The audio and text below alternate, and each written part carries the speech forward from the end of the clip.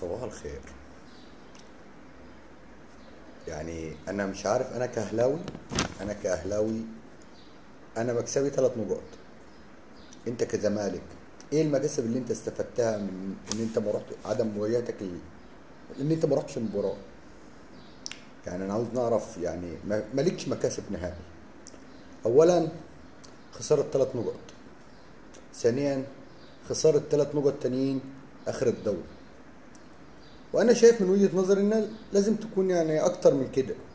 يعني رابطة الكرة لازم تعمل قرار يخلي النادي اللي ينسحب من البطولة اكتر من كده، باكتر من 3 نقاط. يعني انا شايف دي من وجهة نظري انا.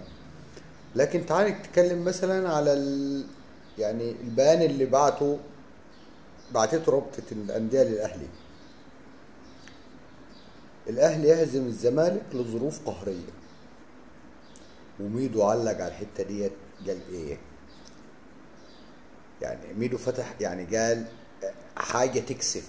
بقينا محترفين إننا نخلي الناس تضحك علينا، ودي حقيقة.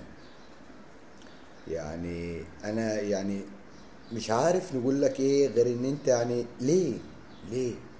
يعني أنت كفريق، يعني أنا مش شايف نفسي إن أنت عملت ده صح. يعني أولا، الغرامة المالية اللي أنت هتاخدها، يعني بيقول لك إيه اللي هيحددها؟ رابطة الأندية. دي هتكون كبيرة. طب انت عندك مشاكل اصلا، يعني انت كزمالك عندك مشاكل زيادة عن اللازم. ليه؟ ثانيا، يعني لو انت ما لعبتش المباراة الجاية، وانا متأكد ان انت هتلعب المباراة الجاية،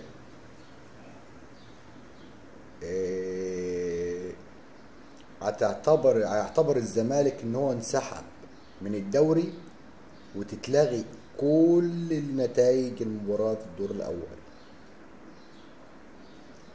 فيعني انا شايف ان انت عملته مش صح. يعني انا كاهلاوي انا شايف ان انا مكسب ليا. انا خدت 3 نقط بتوع، شكرا. شكرا ليك ان انت ما جيتش المباراه، وده شيء جميل.